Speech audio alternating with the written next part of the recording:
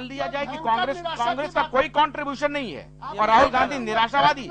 आज ऐसा लग रहा था, आज पूरे स्टेट्समैन की तरह राहुल गांधी बोल रहे थे। और इसमें क्या उन्होंने गुनाह किया? उन्होंने तो कहा कि हमें सबके विकास के लिए सोचना पड़ेगा। उसमें गलत क्या बोला भाई? अगर बोल दे कि नहीं मैं ही करूंगा। एक मिनट जरा अंबिका जी का सुन लिया। एक बात सुनिए, ब्रेक लेंगे। 75 मिनट का उनका भाषण था जी, और सिर्फ विजन वक्तव्य परफॉर्मेंस की एक बात नहीं। नरेंद्र मोदी जब बोलते हैं तो वो परफॉर्मेंस बोलते हैं। फिर मोदी वंदना आप कर रहे हैं। नहीं, क्यों नहीं करेंगे? क्यों नहीं करेंगे? देखिए भाई, ये तो हुआ ये मोदी वंदना की बात नहीं है। ये तो हुआ कि आप कुछ देखना नहीं चाहते हैं अच्छाई। भाई साहब, एक युवा, अरे आपने क्या किया ये भी तो एक लाइन कहो। परफॉर्मेंस पे कोई जिक्र नहीं है। कॉलर है, बात करिए फिर करते हैं। जनाब बोलिए, कहाँ से बोल रहे हैं? मैं प्रीत बिहार से बोल रहा हूँ। मेरा नाम चंद्र प्रकाश है। हाँ बोलिए जनाब। इसका जो राहुल गांधी का भाषण था वो ऐसा लग रहा था कि कोई दार्शनिक भाषण हो, और उसके अंदर राहुल गांधी को अगर यही भाषण, मैं समझता हूँ जो ये कांग्रेस पार्टी के लोग नारा है कि हम आम आदमी की पार्टी है, अगर हिंदी में ये भाषण देते तो शायद कुछ लोगों को समझ आता, लेकिन अंग्रेजी में आम आदमी को शायद मैं समझता हूँ वो भाषण समझ नहीं आया होगा। ठीक कह रहे हैं।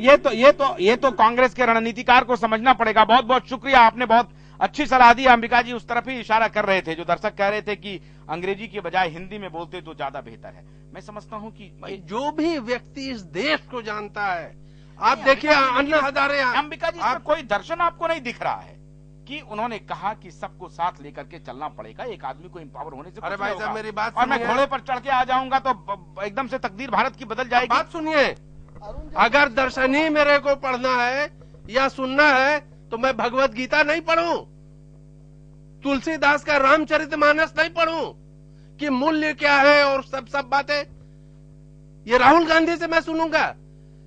राहुल गांधी से जनता एक्सपेक्ट करती है कि आप युवा हो, आप उभरते हुए नेता हो, ये बताओ कि अब तक तुमने क्या किया और आगे क्या करोगे। कर्म की जब बात होती है वहां जीरो बाय साइलेंस, और फिलॉसफी आप बोलते रहिए। नहीं, आज फिर वो आज कंप्यूटर पे पूरा देश थिरक रहा है। ये कांग्रेस का कंट्रीब्यूशन नहीं है। सुनिए, नहीं, ये कांग्रेस का कंट्रीब्यूशन नहीं है। आज पूरी ओपन इकोनॉमी में हम झूम रहे हैं, ये कांग्रेस का कंट्रीब्यूशन नहीं है। आज इंडस्ट्री के नहीं आप ये इस तरह ऐसा है। नहीं, ये आपको नहीं दिख रहा।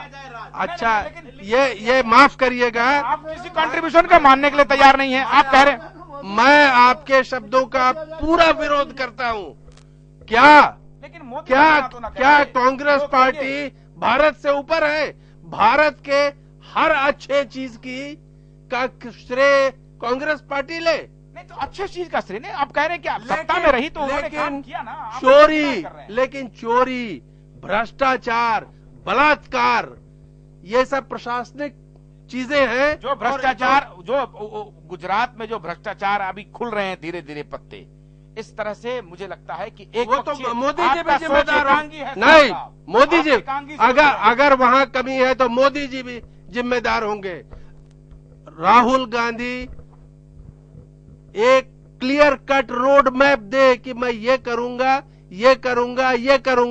और देश से माफी मांगे कि हमारी पार्टी 65 साल में इतने वर्ष तक सत्ता में रही और ये हमें खामियां हैं, तो शायद देश को सहानुभूति हो जाए। माफ कीजिएगा, राहुल गांधी को माफी मांगने की मुझे लगता है कि आवश्यकता नहीं है, क्योंकि आपकी कृपा से राहुल गांधी सत्ता में नहीं आए। राहुल गांधी, कांग्रेस पार्टी आप अंबिका जी की कृपा से सत्ता में नहीं आई है। इस देश की जनता ने कांग्रेस पार्टी को इलेक्ट किया है और उनको बोलने का पूरा अधिकार है। उनको बोलने का पूरा अधिकार है। एक ब्रेक के बाद लौट रहे हैं, महाबहस में चर्चा करेंगे कि क्या वाकई में राहुल गांधी को क्या माफी मांगनी चाहिए। अंबिका जी कह रहे हैं कि माफी मांगनी चाहिए, और जिस भारतीय जनता पार्टी के नेता भी कह रहे हैं कि मोदी में डिक्टेटोरियल एटीट्यूड है।